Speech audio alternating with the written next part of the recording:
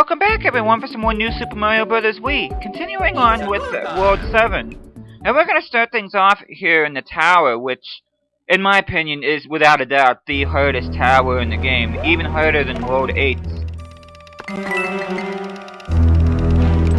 The main gimmick here is this swing platform that you're on, and it'll move depending on how you move the Wii remote. It's definitely another one of those stages. If you're not a fan of the motion controls, you're not going to like this one. And while you're getting used to the swing platform, you also have to dodge all these bullet bills, which is certainly not fun by any means. Yeah, whenever people say that Mario dodged a bullet here, they're going to mean it quite literally.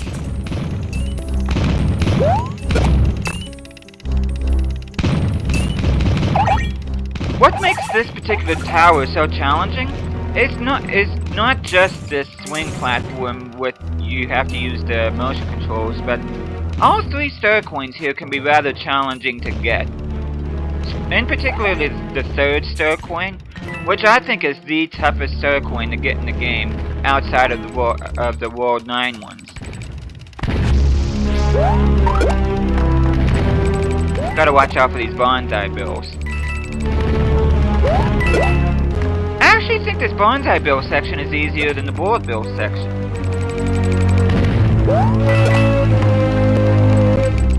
Now, you're gonna need to bounce off one of those bonsai bills in order to get that 1st star coin. Or you could use a propeller suit if you manage to keep one to this point. There's actually another pipe up at the top where I went in that pipe. And if you would have taken that other pipe, it would have given you that 2nd star coin. That, I'm pretty sure the only way you can get is with a propeller suit, unfortunately. What I like to do in this particular corridor is to get a frozen bomb on each side and just keep them frozen, which my plan almost backfired there, but to keep a frozen bomb on each side of the platform, that way none of the bombs will keep on ambushing me. And you probably have already noticed this. Another thing I like to do is I try to keep my Wii remote as still as possible. I don't try to move it all that much. And you need a bomb to get and destroy the bricks over there for that 3rd star coin. But it's just one of those things that it's way easier said than done. And it definitely looks easier than just seeing someone do it on a video. It is very, very difficult to get. But anyways, we're at the boss door. And this is Ludwig von Koopa. And unfortunately, his magical blast follows you throughout this entire match. So, not only do you have to avoid him, but you also have to avoid his magical blast. But there you go, it's another one of those things you have to make it a quick battle. And I really like his voice actor in this game. I don't know why, I'm not sure what happened, but his new voice actor, I'm just not as much of a big fan of as what I am, as he was in this game in New Super Mario Bros. U. But if you think that battle was cool, you should see the one in the castle. But anyways, we're gonna be going to World 7's Ghost House. And I could really kick myself here because I actually wanted to get everything here in one playthrough, which technically you can't because you have to go in here at least twice to get everything. But instead of going in here twice, as soon as I get done with this the first time, I end up going to a new level. So, I will be posting the second part of this ghost house at the end of this video, just so you guys can see where everything is. But while I'm talking here, you can see these enemies right here. You'll probably remember them from the DS version. These are bruisers. And unlike Bruise and Big Bruise and all the other ghost-type characters, you can actually jump on these, which, if you use a normal jump on them, they won't get defeated, but if you use a ground pound, then it knocks them out. Now, I'm taking the normal exit here, and I'll be taking the secret exit in the 3rd star coin at the end of the video. And once again, that was not the item that I wanted to get there. You can try to get all the coins as you're falling here, but I just don't think it's worth it. 9 times out of 10, you end up getting hit by a boo on the way down, so it's not even worth the hassle. Now, this particular star coin can be a real pain to get because of this big boo. He pretty much takes up a third of the room, so you pretty much have to lure him at just the right spot.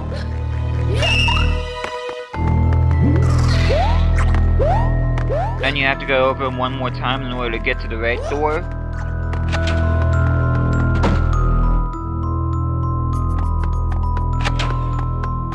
And there you go, this is the normal exit. And say hello, these pesky birds. You probably remember them from the DS version throughout World 8. They were a real pain. Especially when you try to get all the star coins, and I forget what level it was in that game, but they were a real headache to deal with. But luckily they're not anywhere near as pesky to deal with here, which, thank goodness, I really was not in the mood, but there you go. And like I said before, I'm gonna go back in here at the end of the video and show whatever left there is. There's the 3rd star coin and the secret exit that I didn't get to show. But anyway, we're gonna be going to World 7-4. And here's another one where fans of people that don't like motion controls will hate, but fans of motion control will love, including myself. I just thought of it. The first 2 worlds and the last 2 worlds are pretty much the only ones that really focus on the motion controls. That is probably like my only real gripe about this game, is that I wish they would have had the motion controls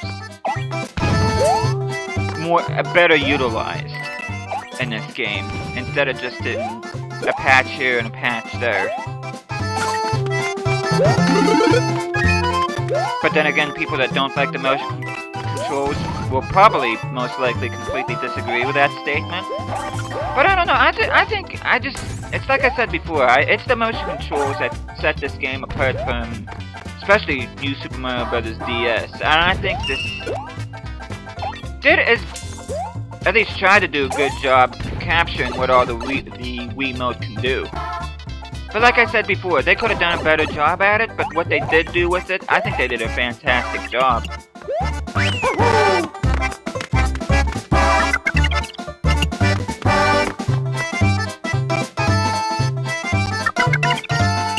Now, this part shouldn't be too bad as long as you watch where you're going.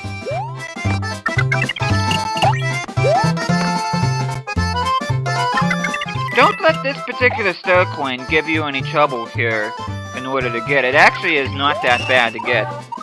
And whatever you do not do what I just did there. Yeah, I was not happy about that. That was a really stupid move on my part. But the good thing is, if there is a good thing, is that I died right by the checkpoint, so I really don't have to backtrack, or at least make up a whole heck of a lot of ground. But yeah, as long as you watch out for things, like most other levels, as long as you keep your eyes peeled on what you're doing, you should be fine.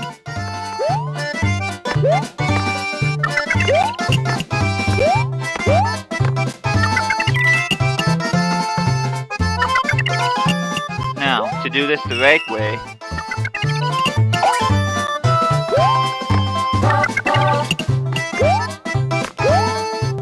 I just like this gimmick a lot. I really like the fact that the way you move the Wii Remote controls where the platforms end up. I think that's a pretty cool concept.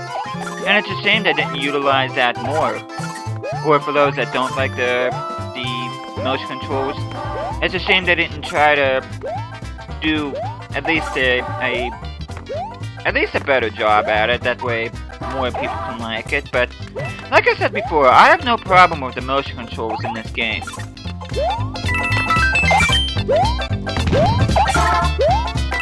I know I'm probably in the minority in that, but oh well. Different strokes for different folks. Now, the third star coin, you have to bounce off the bullet bills and go up in that green pipe, and you have to go through a whole barrage of bullet bills in order to get the third and final star coin. But I didn't even bother with that. I just wanted to just show off this level, because, like I said before, I am playing this casually, so... But that is World 7-4, and that is where I'm gonna leave things off here, and like I said, I'll be showing off the rest of the ghost house, so... Thank you guys so much for watching this. Hope you guys are enjoying this series. I'll be seeing you guys again next time.